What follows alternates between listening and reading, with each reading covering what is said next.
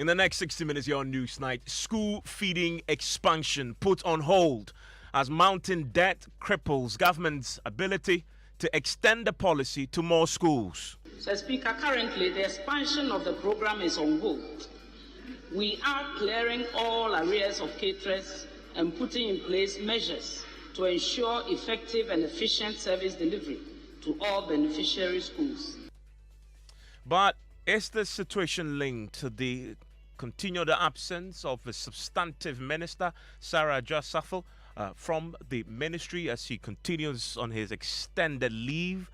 We have answers for you. Also tonight, the MP for Adanse Asokwa is taking on the Dean of the University of Ghana School of Law, Dr. Raymond Atogba, for his coup comments he describes as treasonable. I am saying that he's taking leave of his senses. He doesn't have that privilege. Professor of law, he must know what is there in the Constitution. It is unforgivable. It is sinful. Also, labor unions and government agree the single spine pay policy structure should be reviewed to address salary inequities and poor condition of service. Government should review the single spine pay policy to address the current issues of salary inequities, inequalities, weak salary administration, and weak management of conditions of service. Government should constitute a technical committee by end of March 2022. More as the union laments the depreciation of the cedi, high utility tariffs, and the high cost of doing business, which the unions say have worsened the living standards of Ghanaian workers. Government should also address the issues of the depreciation of the cedi, the high utility tariffs, and the high cost of doing business in Ghana. The union executives will join me later tonight on PM Express for a conversation about workers in this time of economic difficulty in business. And transport fares are expected to go up again, but dependent on the margin of increase of fuel prices in the coming days.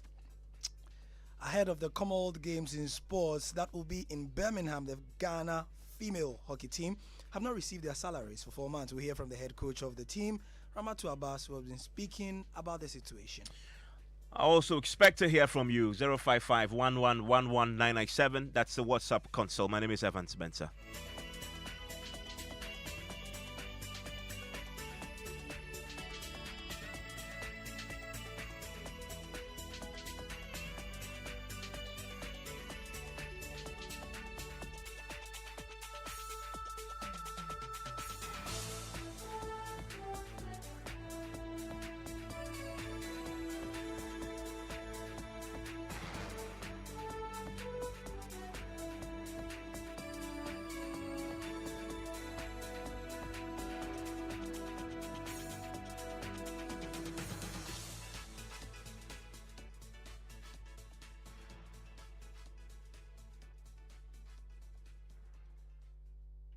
Well, it is emerging tonight that mounting debt that has hit the school feeding program has now crippled government's ability to expand that policy. We'll bring you more on the story very shortly as we hear from the acting Gender and Social Protection Minister who has been speaking in Parliament. In fact, it is in Parliament that I want to now start because it has become a controversial subject in the House now on the back of comments made by the Dean of the University of Ghana Law School. We're hearing tonight from MP for Adanse Asokwa, Katie Hammond, who is taking on Dr. Raymond Atogba for his recent comments that the country's worsening economic situation may create a fertile ground for political instability. The Adanse Asokwa MP believes the comments made by the law professor at the recent lecture is distasteful, he says, and a recipe for disaster. He's been asking for strong action to be taken against Mr. Tuguba. Of course, we'll be speaking to Mr. Katie Hammond himself, who will join us pretty shortly on the line. In fact, he's just joining us now for a conversation on the back of the comments that he's been making.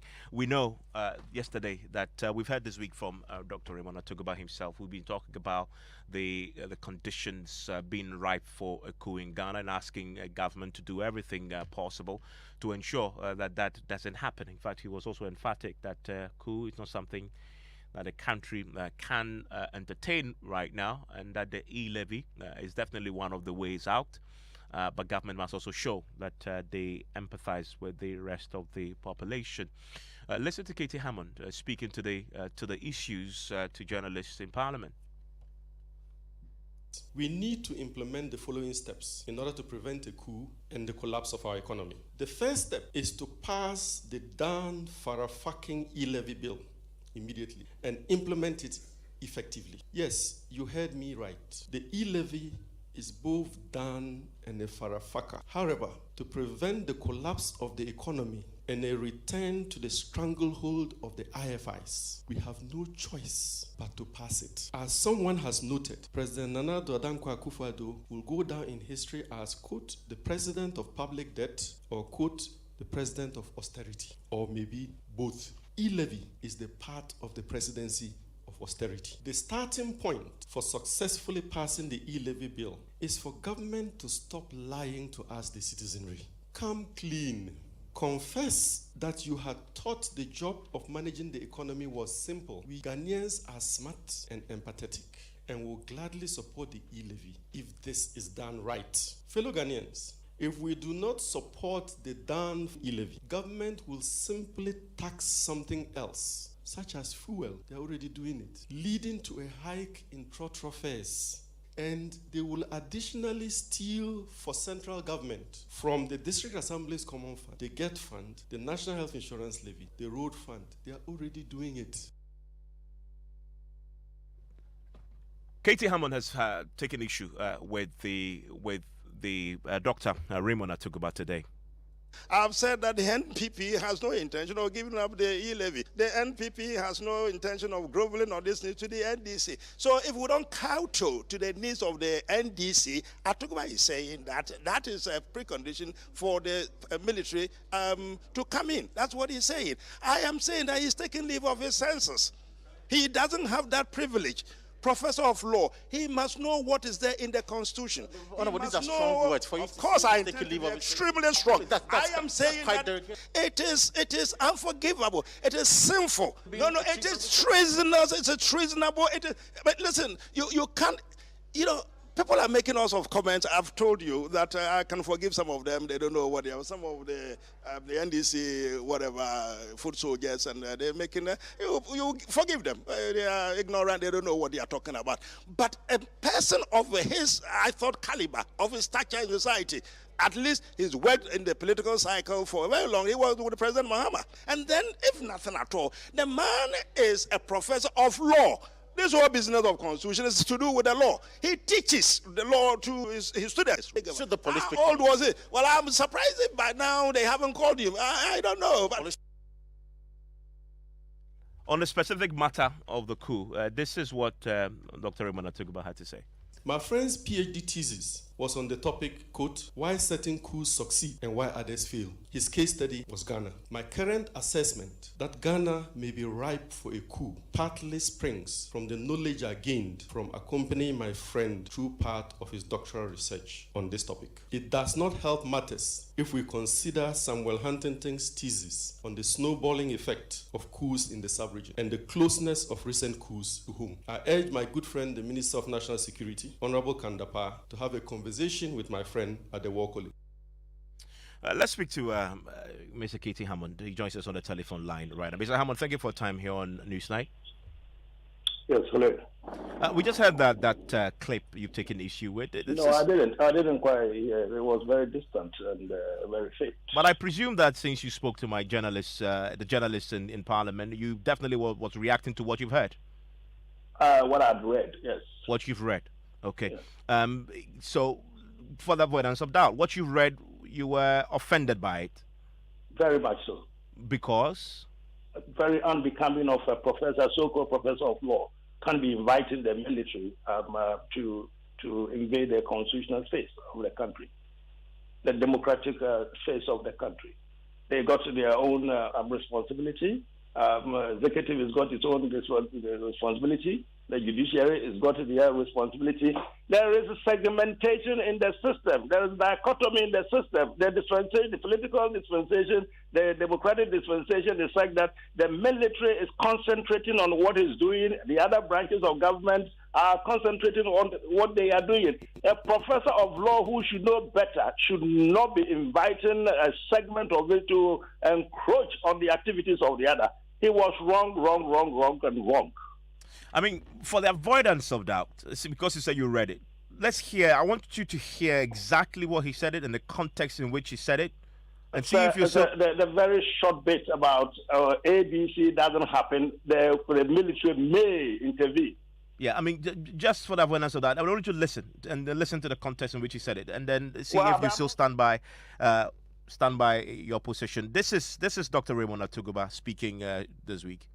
We do not want a coup in this country. Yet I fear that if we do not act quickly, we may have one in our hands very soon. A former colleague, doctoral student at Harvard, wrote his dissertation also on Ghana. He now teaches at a war college in the US. Whilst my topic was on the Ghana police, his topic was on the Ghana military. Naturally, our paths intersected and we have remained friends since. My friend's PhD thesis was on the topic, quote, why certain coups succeed and why others fail. His case study was Ghana. My current assessment that Ghana may be ripe for a coup partly springs from the knowledge I gained from accompanying my friend through part of his doctoral research on this topic. It does not help matters if we consider Samuel Huntington's thesis on the snowballing effect of coups in the sub-region and the closeness of recent coups to whom. I urge my good friend, the Minister of National Security, Honorable Kandapa, to have a conversation with my friend at the War College. A big part of why certain coups succeed and others fail is the economy. What is the state of Ghana's economy today? At the level of the most irreducible idiomaticity, Ghana is broke. Your nation is radically broke. So broke, the Speaker of Parliament has publicly warned, gavel in hand, that we may not be able to pay the salaries of public sector workers in some 3 months. Come on, that's the man. What is that got to do with inviting the military? What is this thing got to do with the military? What is this? I mean, they can't pay government, government can't pay teachers, government can't do this. Government is a mess. That's fine. That is invitation to the people of Ghana. Listen, he's NDC. I'm aware. He worked with the former president, John Mahama. I'm aware. He's NDC. So just poke all the holes into the economic mess as he sees it of the MPP administration. Has nothing to do with the coup or Vermomo or whatever coup. Vermomo, the person he mentioned, we all know why he's been incarcerated at the moment, why he's been kept at the moment. So the reference to him itself is tangentially inviting the military, as I've indicated. But it goes on to talk about it may be a coup. What is that? The fact that he goes to say all this doesn't take away the challenge, doesn't take away the poison, the venom in the comment that he made. But you had the man, I mean, if you put in a bigger context, he says, start by saying, we do not want coup in Ghana, but if we don't act quickly... not want, I'm not sure, is it Evans? Am I speaking with Evans? Yes, Mr. Evans, Hammond. yes, he said he doesn't want a coup, but he suspects that one is on its way, true or false? Because we are doing everything that's a precondition, precursor for a successful coup d'etat. Is that what he's saying? Yeah, then that if we don't act quickly, we may have one on our hands. But if you admit that is what he said, then why are you making me sweat? But isn't that more of a caution? He said we don't do ABCD, there will be a coup. I'm saying that is palpable nonsense. If we don't do ABCD and we are not successful as a government, 4 years' time, the people of Ghana would exact their punishment on us. They would remove us, and then his party or CBP or any other party can take over. He doesn't have the right at his level. I mean, I think he's taking leave of part of his brains. Two strong words there to describe a man who was doing an academic experience, an academic exercise. If you made that statement, I will be upset with you. I will quarrel with you. I would, in the end, will reconcile. I can't reconcile with this man. Professor of law. Look, he's teaching the Constitution to the students of the university. The Constitution is replete with all these references to people who take out arms and who want to subvert the whatever. There is no excuse. It is clear. It is beyond argument. It is clear, prison. The last time I said prison, somebody said pistol. It's clear. It is there, very clear. It's not pistol. It is very clear, unambiguous, not contested in the Constitution. Nobody touches this Constitution. You are saying that there probably is a condition which is brewing up. If we are not careful, we don't nip this in the mud. It may. I'm prepared even to make it lighter for him. It may or may not. Now, I again said that it's not a place for a professor of law to make such suggestions. I mean, you can't hold anybody responsible. We have the freedom to say whatever we say, but you see, there's a limit to what we say. People with a little knowledge of certain areas of whatever say things, you pardon them, but not at this level. He can't do that. He is wrong, and he must be told so boldly that he was wrong. My colleagues in Parliament tell me that you also expressed surprise why the state security agents haven't acted yet. I don't know what is going on, but you see, my view is that all this discussion he had with the forum, he should sit down at a roundtable conference with the national security apparatus, the guys in charge, and explain to them that he thinks that A and B and this and this and that is going wrong. For that reason, there will be a coup. I think you should be talking to them. I don't know what has happened so far. Maybe they have, maybe they haven't. I don't know. But I think if they haven't, they should be invited him to explain his views to them. You mean the police should invite him on this matter? Why do you keep on saying police? Matters of what do you call it, treason and whatever. There is a national security apparatus in this country. We have the higher echelons of the police. We have listen. There's no crime which is more serious than treason. So when it gets to that, it's not a stealing, it's not a whatever armed robbery, or even armed robbery or whatever. It's not those things that you talk about, only the police and whatever. At this level, you're talking about it is the security, the territorial integrity, the constitutional integrity of the sovereignty of the state at stake. So when you say police, I'm not sure we're dealing with just the police. We have a national security apparatus. It consists of the police, the upper echelon. It consists of the military itself, the upper echelon. It consists of the national. There is something called national security system in this country. That's what I'm talking about. So what you mean is the national security apparatus should invite him to explain? Yeah, he should be explaining himself. Because I don't probably understand it the way he is thinking. They probably would understand it better. And that's Katie Hammond, MP for Sokwa, on the comments made by Dr. Raymond Atuguba. Still listening to News 90 on Joy 99.7 FM tonight. It is emerging that mounting debt at the school feeding program has crippled government's ability to expand the policy to other schools. Now, responding to questions from the Yellow Krobo MP on when the program will be extended to some schools within his constituency, the caretaker minister for gender, children and social protection said the program has significant debts that must be taken care of first before any expansion can be considered. So, Speaker, currently the expansion of the program is on hold. We are clearing all arrears of caterers and putting in place measures to ensure effective and efficient service delivery to all beneficiary schools, as well as the caterers.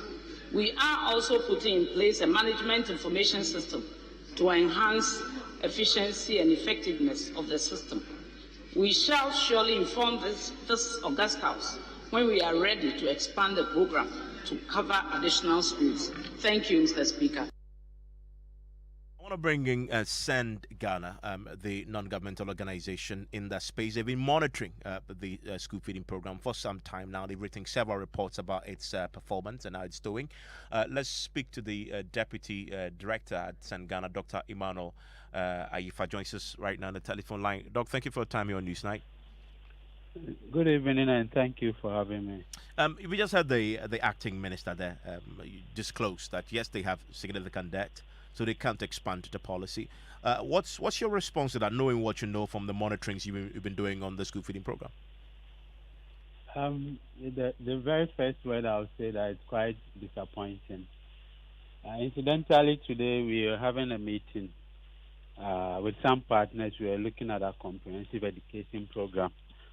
And one person spoke, in fact, this is a foreigner who we partner with, and indeed spoke highly about the school feeding program. One thing that she said was that in their evaluation, they heard parents and teachers talk about the fact that, at least for nothing at all, school feeding helps in retention of pupils in school. Also not to talk about some of the other benefits of school feeding program. And so for us, it's quite disappointing that this statement has been made on the floor of Parliament. And actually, we are also suspecting issues of the huge debt that the school feeding has been saddled with, especially in respect of arrears to caterers that we've highlighted severally. But unfortunately, anytime we highlight it, government downplays it. And this is what we are seeing now. But the word I would say is that it's quite disappointing. It's unfortunate. I mean, so I get the sense then that it is the fact that not all schools are benefiting from the school feeding program.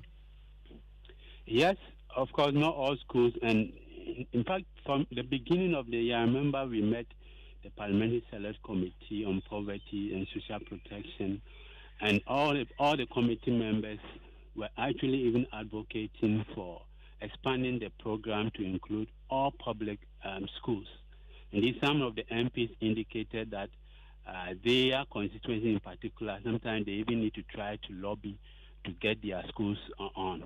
And this is one thing that we've always been saying, that we don't need to necessarily to look at certain classes of school. In fact, if you look into it, there are some places that really they don't need the school feeding program, but it is there. Whereas other schools that really need the program, we don't have such an intervention there. And so we do understand some of these things, but then to really say that we are putting a halt on expanding it, we do not think that is the way to go. Already, even the amount of money that is given to the schools for per child is also not enough. This is something we've been talking about severally. But then to just say that we are actually putting on hold, and if you look at the reasons that was given, well, I've not really read the statement, but one thing that I heard is respect of trying to put in place a very good management information system. You do not need to put on hold such a good program if you are putting in place a management information system. Maybe what we need to say that the country is broke, and for that matter, that there's no money, which government is refusing to come clear. But the minister was actually honest on that first part. He says that we have debt. We owe the caterers, and they're working to try and clear those that the arrears, and that if they do that, then they can. But isn't that a more prudent approach to take than to press on with an expansion when you really don't have the funds, and even those who are already delivering the food haven't been paid? Absolutely. I support the idea that if clearly government doesn't have the money, and we think that we have to make sure that those that are on now get what they have to get before expansion. I mean, I'm for that. I'm for it.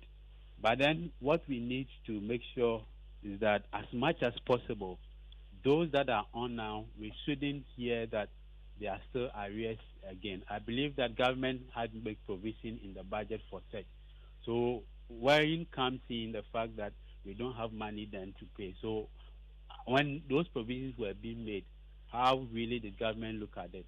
But I do understand if the government is broke and there's no money, it is important that if really we want to focus on what is there now, fine. But what we are calling for is that we should make sure that those that are already in the system, government clearly takes a serious look at them, and then so that wouldn't be eroding the gains that is achieved so far as the school feeding program is concerned. Let me pick your thoughts on this, since you've been monitoring the school feeding program for some time. That's the continued absence of a substantive minister. We know that the substantive minister has been away, leave of absence, for so long, close to a year now. Has it affected the running of the school feeding program in any way? Of course, if the minister is not around, and we have a caretaker minister who also has purview looking at another different ministry, obviously it will to some extent affect normal operations. We know that we have the coordinator there anyway, but we also understand that before then there were some issues between the coordinator and then the minister.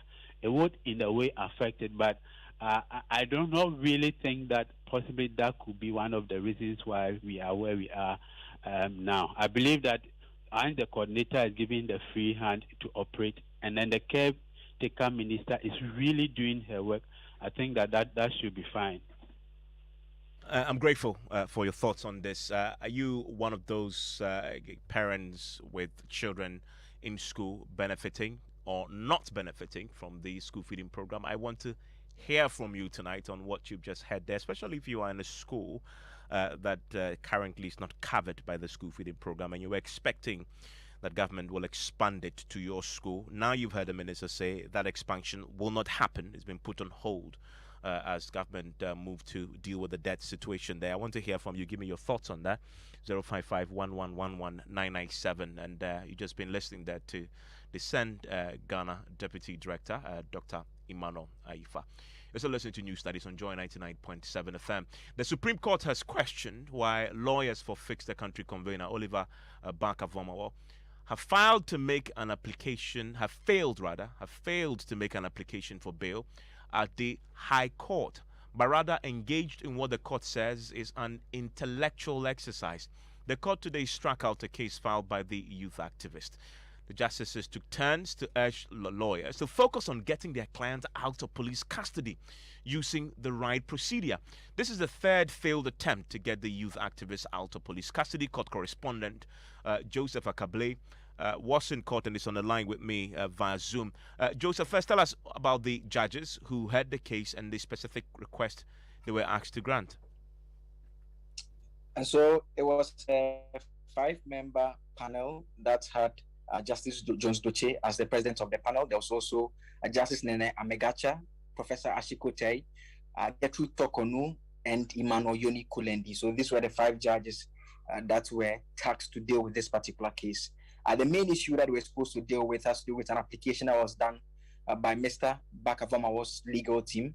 And the point that they were asking the court to do was to first set aside the decision of the High Court at Tema, and that decision refused to grant their habeas corpus application. That was simply asking that Barker-Vormawor should be produced before the High Court in Tema to explain why he's being kept in detention when the district court, in their opinion, failed to give an order that he should be remanded. And so that is one leg of the issue that they were asking for. They were also asking the court to come to the conclusion that the officials, the AG, the IGP for that matter, erred when they decided to take him to the district court, a court that cannot make a determination that affects his liberty, rather than taking one that is capable of doing so. And so that was the panel mess, and those were the issues that were supposed to be dealt with. And the judges were concerned that the lawyers were failing to use the appropriate processes to pursue the bail application and get their clients out of police custody instead of doing what they describe as an intellectual exercise at the Supreme Court. In fact, right from when the case was called, the entire panel took turns to point out why they believe that the more simpler process, especially because the individual's liberty is at stake, will be to make an application for bail at the High Court. They pointed out that at the district court, the magistrate, the circuit court judge sitting as an additional magistrate, when she was ruling, advised them to make the application for bail at the High Court. They again pointed out that at the Tema High Court, when Justice Daniel Mensah was ruling on the habeas corpus application, he again made reference to the fact that they should apply for bail. And so they say that this particular process was a mixture of 2 different things. They're asking the court to interpret portions of the Constitution, and again asking the Supreme Court to set aside the decision of the court by exercising its supervisory jurisdiction over all lower courts. And this, the court said, was a salad which was not good. And so they should not toy with the liberty of their clients. I mean, they also had question about the kind of representation Mr. Barker-Vormawor was receiving and whether he had directed against filing a bail application. It was actually a direct question from Justice Jones Doche, the president of the panel, to Dr. Justice Ramsay, who represented one of the lawyers from Mr. Barker's team. And the question was that, why are they not filing for bail? And his response was that they operate on a basis of instructions. At that point, Justice Doche said that, if you are representing a client, especially one who is a lawyer, it requires that you, the one handling the case, exercise the right professional judgment. You should be in a driving seat, in his own words, to decide what will help the cause of your client and not necessarily taking up any instruction that he gives. And so at that point, he said that he had taken a cue from the direction from the panel. So presumably, Oliver Bakavomawo is opposed to them pursuing the bail application at the High Court and rather pursuing this case at the Supreme Court instead. I think it's a fair inference to make that it's the case that he has not given instructions for bail to be filed. That's against that he has asked them not to file bail, because he said he operates on instructions, and as and when they have the instructions, they take actions on that. I mean, I'm curious though, the Attorney General's department, are they opposed to bail?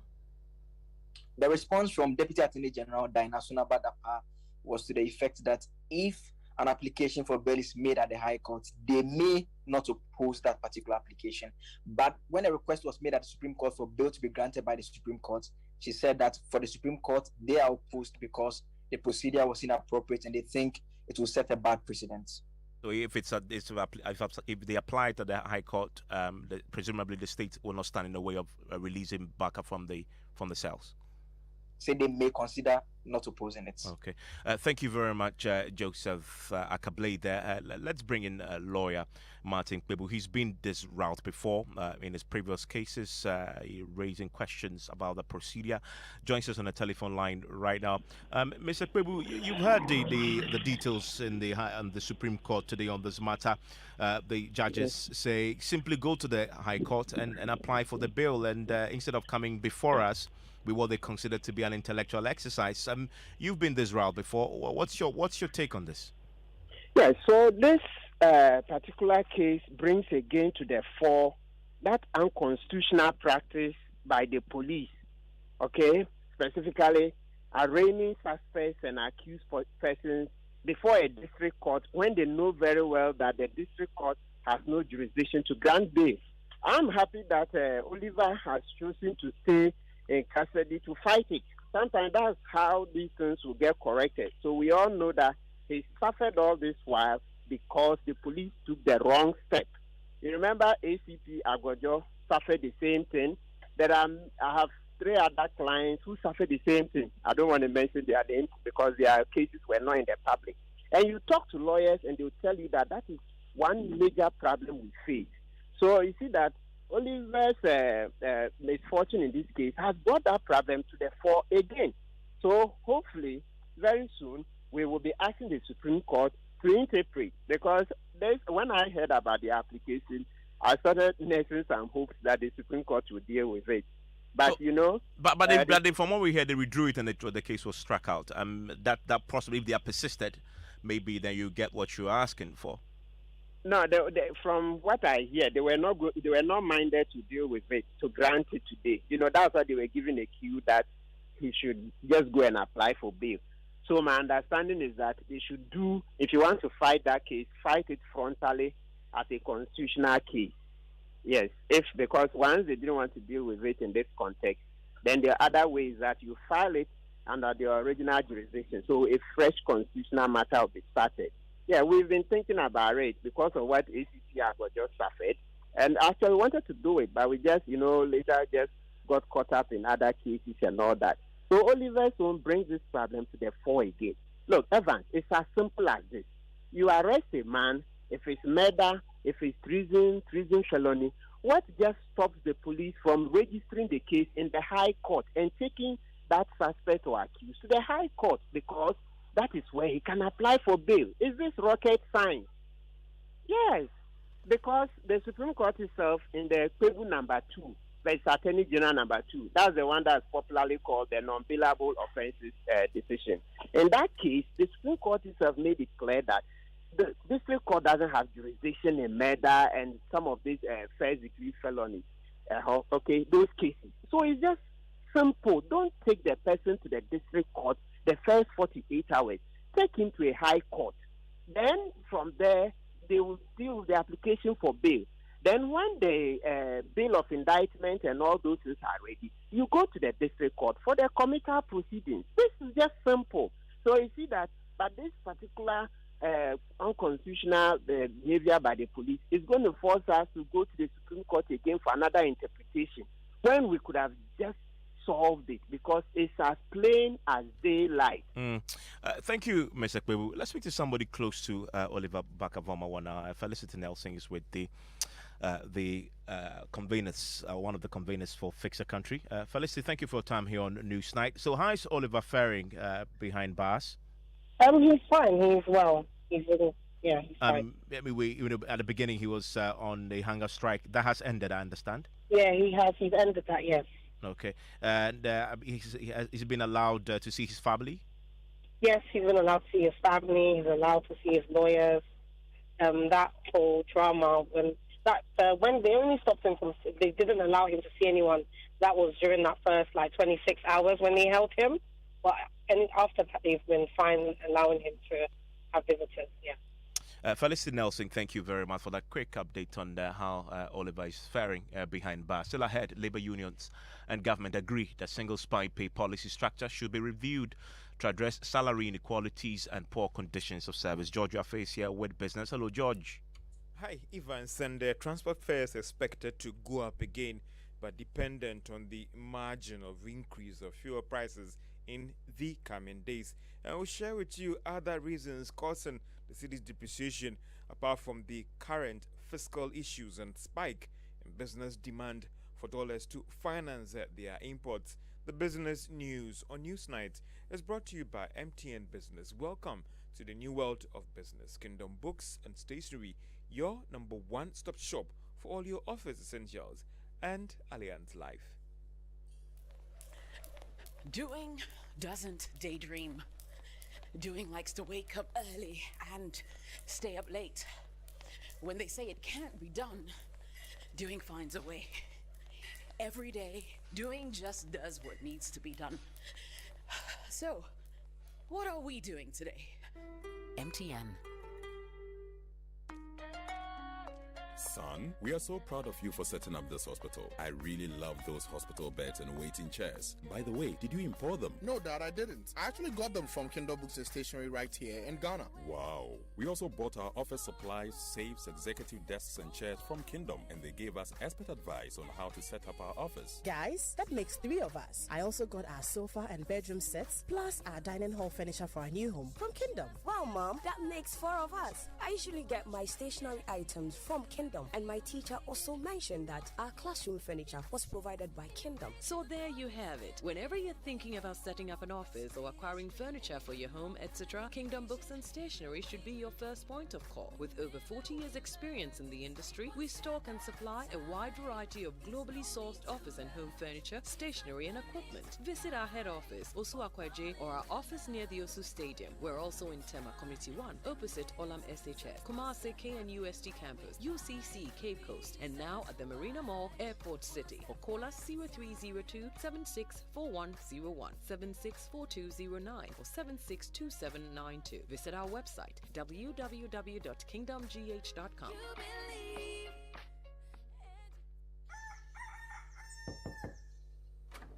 Hey, Evercoco, what brings you to my house this early morning? I hope all is well. All is never well with me, Onikbakbo. After paying 3 times for the land for my project, the construction workers are now giving me wahala. From material overestimation to small stealing. I am tired. I told you so, Evercoco.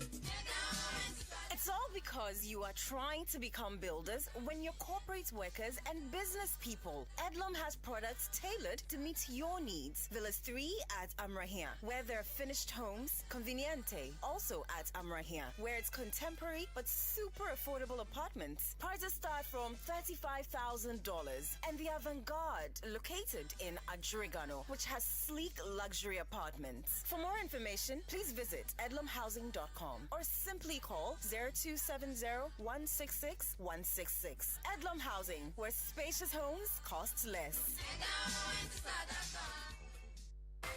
Allianz, insurance since 1890. At Allianz Life Ghana, we have a wide range of life insurance packages to suit all pockets, from individuals, groups, associations, and businesses. We cover your employees, your funerals, pensions, children's education, and your future. Call us on 0302 267 892 or visit our website www.alliance-gh.com for more inquiries. Alliance Life. We secure your future.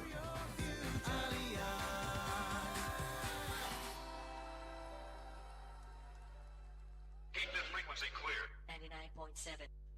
Welcome back to Business on Newsnight. Now, transport fares are expected to go up again.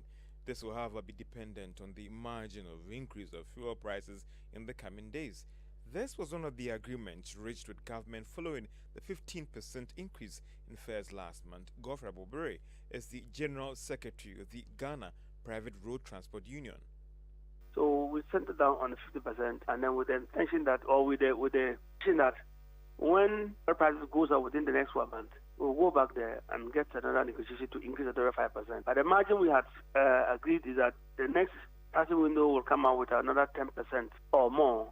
Then we come for fair increment. We'll not wait for this 30% increment before we come for fair increment. If I get you right, if fuel prices go up by more than 10% in the next pricing window, you are then prepared to increase it by 5%, right? Exactly so. Some are saying that it is like what is happening in Ukraine and Russia, and oil prices hitting a 7-year high. With our city depreciation, it is obvious that it is just wow that we'll see fares going up again by this 5%. If you say so, I can say yes, because the fact is that per the understanding and then the communique we have signed, we said that we adjust fares from now by 50%. But from the next price, or maybe the world market brings fuel prices up again, up to about 10%.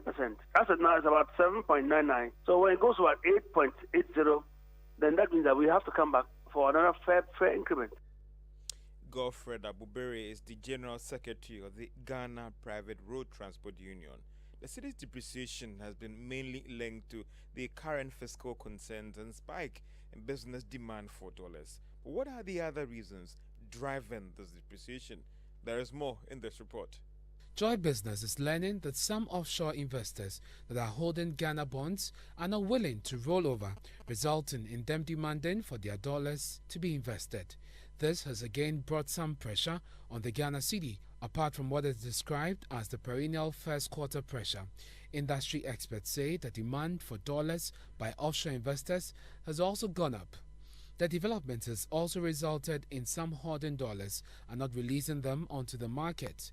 There are also reports of panic buying by some businesses because of fears that things might get out of hand in the coming months.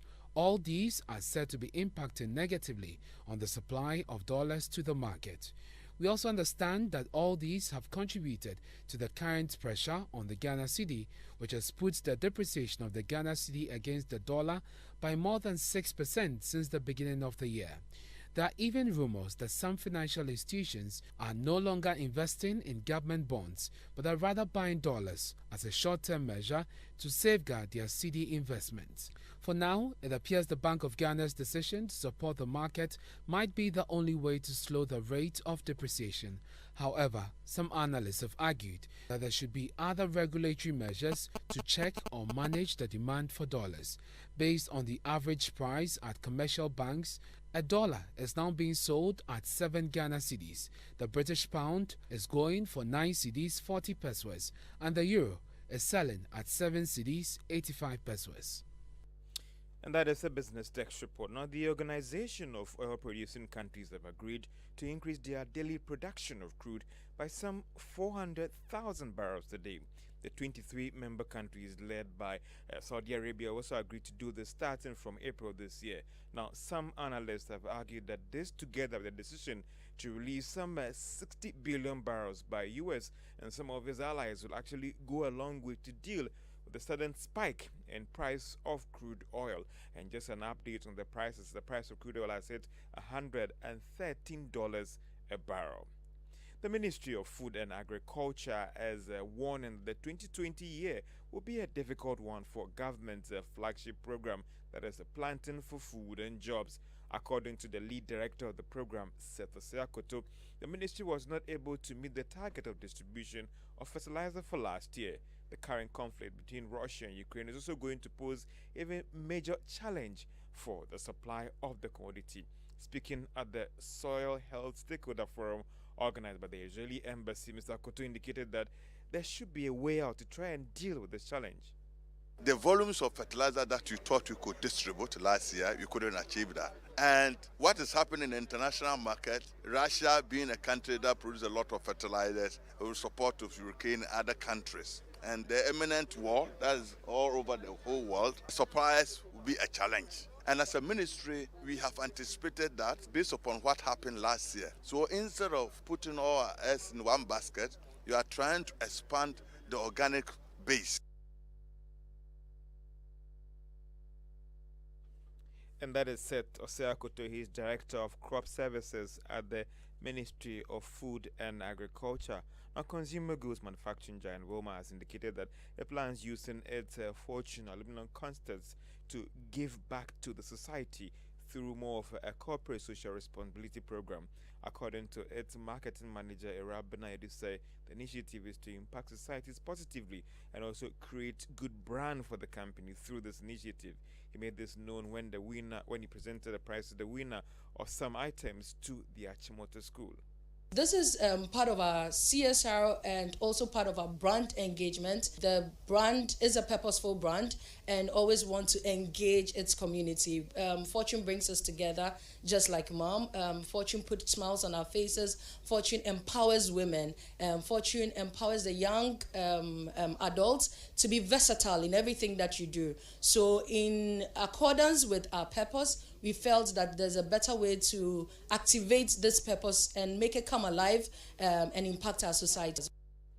Irabna Duse is the marketing manager at WOMA Africa. And that's all for Business on Newsnight. Back to you, Evans. Thank you very much, George. And you are live on Newsnight. It's on Joy 99.7 FM. Now, organized labor and government have tonight come to an agreement that there is an urgent need to review the single spine pay policy to ensure fair remuneration for workers. Now, despite the establishment of the policy over a decade ago, which was originally meant to address pay gaps and address widening and worsening conditions of service of employees, the labor unions still say their service conditions are simply worsening now. Reading the communique at the end of a 2022 Labour Conference in Kwehu, Minister for Employment and Labour Relations, Ignatius Bafwewa, explained that the review is expected to be completed by March and the roadmap for implementation adopted.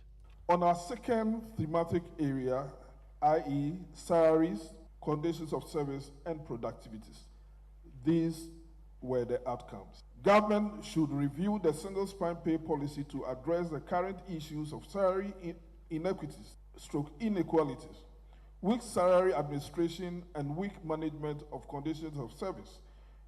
In this regard, government should constitute a technical committee by end of March 2022 to undertake a preliminary review of the single spine pay policy, including cost implications, and advise government on addressing these issues. Well, the communique also urged the government to address the issue of the cedi depreciation, high utility tariffs, and the high cost of doing business, which is adversely affecting living standards of workers. Labor and employers should work with government for the maintenance of microeconomic stability and building and sustenance of a resilient economy for the achievement of national development objectives. In this regard, A, government should take immediate steps to eliminate waste in government expenditure, including completing existing projects, enforcing sanctions in the Public Financial Management Act, and plugging loopholes in subsidies, particularly on energy and water. Government should take pragmatic steps to address issues relating to influx of cheap and counterfeit products and promote domestic production. Government should also address the issues of the depreciation of the cedi, the high utility tariffs, and the high cost of doing business in Ghana. You may have noticed the agitation on the labor front, of course. The example of that is the UTAC strike that is now suspended, but the threat is that it may be resumed if government doesn't settle and deal with the differences. The National Labour Commission is always in the thick of affairs when it comes to issues such as that. There's also now an agreement that the National Labour Commission will be strengthened to do its job. Government should strengthen the capacity of the Labour Department and the National Labour Commission to enforce the labour laws and regulations as well as directives for the settlement of disputes. Government should enhance its commitment towards the effective and timely prevention of labour disputes by providing resources to the institutions established for the enforcement of labour laws, stroke regulations, and the resolutions of disputes. That the issue of National Labour Conference is now institutionalized and it will be held annually at Kwa in the month of February. So yeah, if you're a worker, those are the conclusions reached, and your leaders were there, and they agreed to what you've just heard. Many of your leaders are going to join me on PM Express at 9 p.m. To have a conversation about your welfare on the back of the agreements that were reached at this Labour conference. Joining me tonight will be the president of the NAGRAT. They boycotted the conference because they believed it was an academic exercise, and so it's very interesting to hear his thoughts. But Dr. Isaac Bampardo was there, executive secretary of the Civil and Local Government Staff Association, arguably one of the largest unions. Will join me on PM Express. We'll also be joined by UTAC president for Cape Coast, Dr. Samuel Buedukusi. And of course, the TUC will also join us for this conversation. Dr. Kwabena Nyako Otu is a director of the Labour Policy and Research, all joining me for this conversation. Workers' welfare in the midst of an economic crisis. You don't want to miss that at 9 p.m. Let's do sports now. And Gary's here with the latest. Gary. So, Evans, just like I asked you a couple of days ago, have you heard the news? Tell me about it. Chelsea Football Club officially is being sold. How much? It's being sold. We are not told exactly how much. I was just going to think whether I can raise the funds. Roman Abramovich says that he's selling the club in an official statement, and I can't tell you the amount, but what I can tell you is that probably what the amount you use for Momo, if you multiply that by 1 year, you can start getting there. Yeah, right. Anyway, so in a statement, he says, I would like to address the speculation in media over the past days in relation to my ownership of Chelsea Football Club. And he says, I have therefore taken the decision to sell the club. And he says that it's in the club's best interest, as he believes that this is best for the fans, the employees, and as well as the club sponsors and partners. Now, interestingly, Evans, he says that he has instructed his team to set up a charitable foundation where all net proceeds from the sale will be donated. And also, he will not be asking for any of the loans he's given to the club, up to £1.5 billion to be repaid. That's okay. That's good. That's good. Can you just give away £1.5 billion? One day I will. One day. Oh, God is good. God is good, yeah. All the time. Anyway, so that's on the foreign front. Quickly though, in our headline news before this one came in just about 20 minutes ago, Ghana's female hockey team will be representing the country at this year's Commonwealth Games in Birmingham after finishing second to 7-time champion South Africa, but they have not been paid for the last 4 months. And we can listen to the coach of the side, Ramatu Abbas. We've not been paid. Both female and male team, and then the officials. None of us have collected any money from the management. So when it goes in the long run, it's going to affect the team's performance, because we have to motivate the players to boost their morale to be able to play the next matches in the tournament. They said budget was submitted to the ministry, and the money that was involved, they have not been able to give them all. So for that matter, they are going to cut the amount that was then asked from them. So when they brought it, our team leader and then some of us rejected it. Right, so that's the sport for the moment, and you can get more on myjoyonline.com. Thank you very much, Gary. You may know Asante Tree Ewe or Ga. But do you know about the Wasa language? It's spoken in the western region. It's one of the languages covering the most geographical space in the west coast of Ghana. And yet, many natives can read, can speak, or write it. School children in the area where it is spoken say the fear of getting punished in school scares them from speaking it. In the second of our series of stories celebrating Ghana Month, John News' Justice Bedu traveled to Daboase in the Wasa East District. Here's his report. If you say that, nobody will understand. Sechirem, that is scissors, pair of scissors, apaso. We call it apaso. If I say apaso, you understand. But when I say sechirem, you don't know. Anechibodro, what is tomatoes? They don't know. Euroko, that's salt. They don't know. Mrabra, that is the smooth one. Salt, the smooth one. Hey, so we have the Euroko, then the mrabra. All this they don't know. A domestic animal like bottom. If Wasa, we have another name for that. Wasa is the language of the Wasa people. It sounds like a transition between Fanti and Asantichi, and very much like the Bono language too. The Wasa people cover one of the largest land areas in the western region, with major towns like Takwa, Bogoso, Pristia, and Mpoho. Close to 300,000 people speak it. I'm sad. I feel sad that Wasa language is dying. No, with Wasa, we've contributed a lot. I feel sad because my language is dying. Wasa is not studied in school, and the people who speak it, like teacher Afusa, are concerned that their language may be on the brink. I know this lady or this man is from Wasa here, but he is not speaking, she or he is not speaking the language because they fish are. It is a quiz day today. All the children from schools in Daboase have come to compete for honors.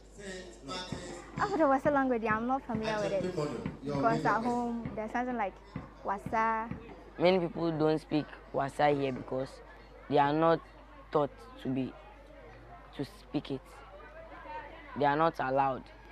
On the walls of the school, bold writings warning children against speaking Ghanaian languages. Instead, asking that speaking of English be prioritized. Those who have gone against this order have paid the price. When the person is caught speaking the vernacular, the person is sent to the White House to clean up that place or caned. Justice Bedu, Joy News, Daboase. SIPLA as a winners.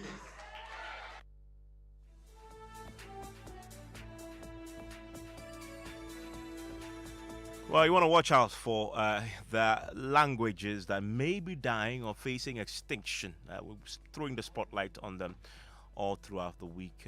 Definitely Ghana is not one, but who knows? Ghana Month here on Joy 99.7 FM. And that's it for News Night.